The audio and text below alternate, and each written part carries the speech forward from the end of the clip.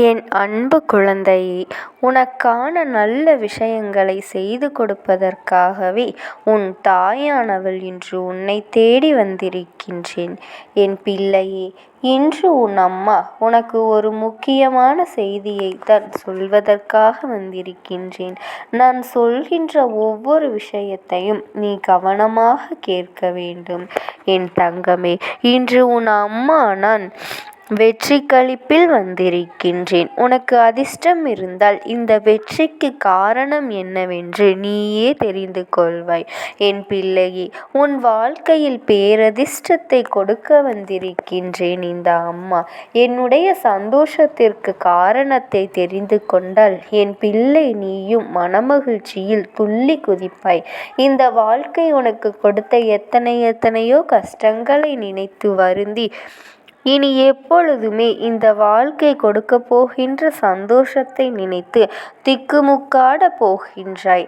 என் குழந்தையே, நடந்த விஷயங்கள் எல்லாம் எந்த அளவிற்கு நன்மைகளாக முடிந்திருக்கின்றது என்பதனை தெரிந்து கொள்ளப் போகின்றாய். என் குழந்தையே, எல்லா நாட்களும் வாழ்க்கையில் சந்தோஷத்தை கொடுக்கவில்லை என்று வருந்து. ஏனெனில் இந்த நிலையிலாவது நாம் இந்த வாழ்க்கையை நம்மை வைத்திருக்கின்றதே என்று எண்ணி முதலில் சந்தோஷப்படு. ஏனென்றால் எத்தனையோ வேதனையிலும் சோதனையிலும் வெளியே சொல்ல முடியாத கஷ்டத்திலும் ஒவ்வொருவரும் சிக்கி தவித்து கொண்டிருக்கின்றார்கள். எதுவுமே இல்லாத நிலையில் இங்கே எத்தனை பேர் வாழ்ந்து கொண்டிருக்கின்றார்கள் தெரியுமா? அடிப்படை வசதிகளான உணவு, உடை, இருப்பிடம் கூட இல்லாமல் எத்தனையோ பேர் அங்கே வெளியே தங்கிக் கொண்டிருக்கின்றார்கள். என் பிள்ளையே, இங்கே உனக்கு இந்த அடிப்படை தேவைகளையாவது பூர்த்தி செய்து கொண்டிருக்கின்றது என்று நினைத்து நீ சந்தோஷப்பட வேண்டும். என் பிள்ளையே, அடுத்தவரிடம் இருக்கின்றது எது நம்மிடம் இல்லை என்று வருந்துவதை விட்டு அடுத்தவர்களிடம் இல்லாதது எது நம்மிடத்தில் இருக்கின்றது என்று நினைத்து சந்தோஷப்படு.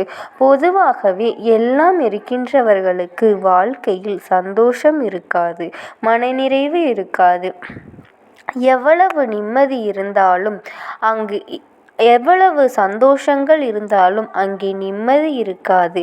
அந்த நிம்மதி இல்லாத சூழ்நிலையிலும் உடல் நலம் சரியில்லாமல் போய்விடும்.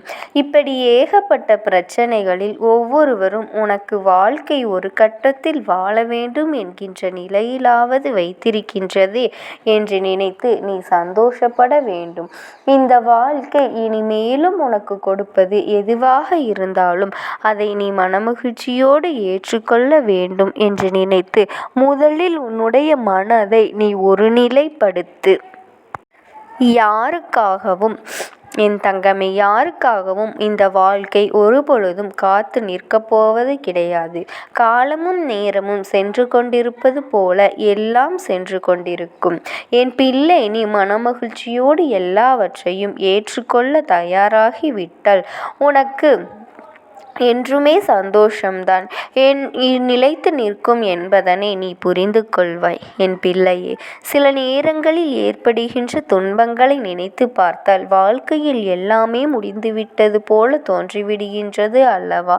ஆனால் அதற்கு முன்னால் இந்த விஷயத்திலேயே ஏற்பட்ட சந்தோஷத்தை நீ முதலில் நினைத்து பார்க்க வேண்டும். கஷ்டம் வந்தவுடன் இதற்கு முன்னால் இந்த வாழ்க்கை நமக்கு கொடுத்த சந்தோஷத்தை நீ ஒட்டுமொத்தமாக மறந்து நிற்கின்றாய். நீ இப்படி மறந்ததுதான் இன்று அனுபவிக்கின்ற ஒவ்வொரு கஷ்டங்களுக்கும் காரணம் என்பதனை நீ முதலில் புரிந்து கொள்ள வேண்டும். எந்த நேரத்திலும் நீ இந்த வாழ்க்கையில் உனக்கு கிடைத்த மனமகிழ்ச்சியை பெற்றுக்கொள்ள தயாராக இருந்திருப்பாய். ஆனால் கவலைகளை ஏற்றுக்கொள்ள துணிந்திருப்பாய். ஆனால் நிச்சயமாக இந்த வாழ்க்கை நீ ஆசைப்பட்டதை உனக்கு என்றோ கொடுத்திருக்கும்.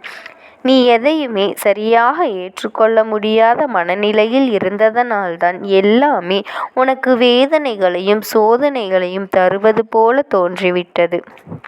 சரி, இது நாள் வரையிலும் நடந்தது எல்லாம் நடந்ததாகவே இருக்கட்டும். இனிமேல் என்ன நடக்கப் போகின்றது, இந்த வாழ்க்கை உனக்கு என்ன தரப்போகின்றது என்பதனை நீ தெரிந்து கொள்ள வேண்டிய காலகட்டம் வந்துவிட்டது. எதையும் விட்டுவிட வேண்டிய அவசியமில்லை. அதே நேரத்தில் எதையும் இழுத்து பிடிக்க வேண்டிய அவசியமும் இல்லை. உன்னை வந்து சேர வேண்டிய விஷயங்கள் எல்லாம் தானாக உன்னை வந்து சேரப்போகின்றது. ஏனென்றால் அதற்குரிய மனநிலைக்கு நீ ஆகிவிட்டாய். முன்னால் உன் மனதை யோசித்ததற்கு எப்பொழுதும் உன்னுடைய மனது யோசிப்பதற்கும் நிறைய வித்தியாசங்கள் இருக்கின்றது. ஏன் தெரியுமா? முன்பு என் பிள்ளை எதற்கெடுத்தாலும் பயந்து கொண்டு இதுதான் வாழ்க்கையில் என்ன நடந்தாலும் அதை பயத்தோடு தெய்வம் நமக்கு துணையாக இருக்கின்றது என்பதனை நீ புரிந்து கொள்ள ஆரம்பித்து விட்டாய். எந்த காலகட்டத்திலும் தெய்வம் நம்மை கைவிடாது என்பதனை நீ புரிந்து கொண்டாய். தெய்வத்தின் அன்பினை என் குழந்தை எப்பொழுதெல்லாம் சரியாக வாழ்க்கையில் அனுபவிக்க தொடங்கிவிட்டாய். உன்னோடு இருந்த தெய்வம் உனக்கு என்ன செய்கின்றது என்பதனை நீ உணரத் தொடங்கிவிட்டாய். தினம் தினம் தெய்வத்தின் வாக்கினை கேட்பதை நமக்கு கிடைத்த பெரிய புண்ணியம் என்று யோசித்துவிட்ட என் பிள்ளை, நாம் நினைப்பது போல் எல்லாம் இந்த வாழ்க்கை எவ்வளவு கடினமானது அல்ல. நாம் எல்லாவற்றையும் கண்டு பயந்தோம், எல்லாவற்றையும் கண்டு தயக்கம் கொண்டோம். அதனால் தான் இந்த வாழ்க்கை நம்மை பயமுறுத்தியதே தவிர மற்றபடி இந்த வாழ்க்கையில் எதுவும் இல்லை என்று என் பிள்ளை நீ இப்பொழுதெல்லாம் சரிவர யோசிக்க தொடங்கிவிட்டாய். அதனால் இனி எதிர்வருகின்ற நாட்கள் ஒவ்வொன்றும் உனக்கு முழுமையான சந்தோஷத்தை கொடுக்கும் என்பதனை நீ உணர்ந்து விட்டாய்.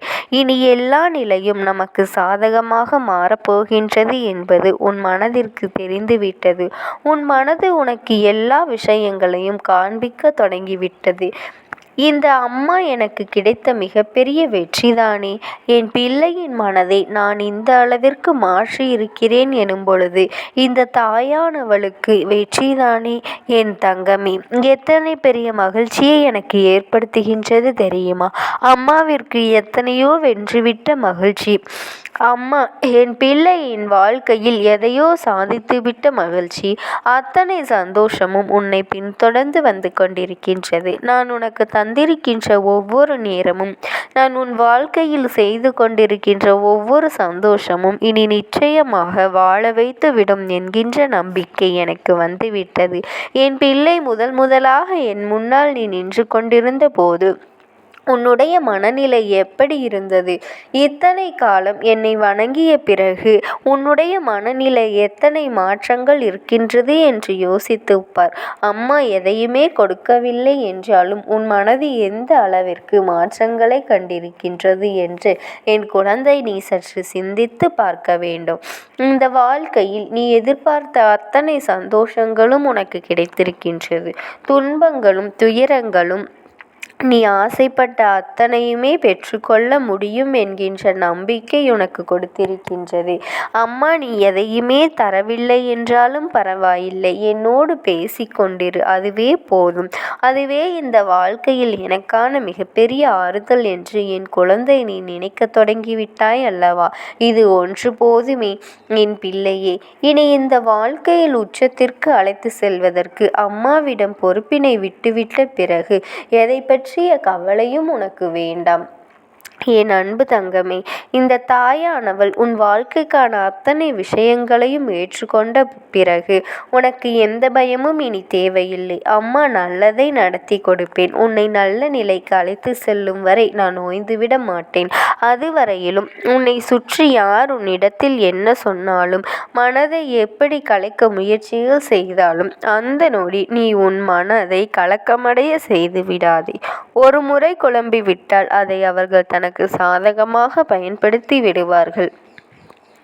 உனக்கு இதையெல்லாம் உணர்த்துவதற்கு சரியான மனிதர்கள் அம்மா சரியாக உன்னை வழிநடத்தி கொண்டிருக்கும் போது யாருடைய பேச்சையும் நீ கேட்காதே. துணிச்சலோடு இரு. என் அன்பு குழந்தைக்கு இந்த அம்மாவினுடைய அன்பும் ஆசீர்வாதங்களும் முழுமையாக கிடைக்கும். ஓம் சக்தி. ஓம் ஆதிபரா சக்தி.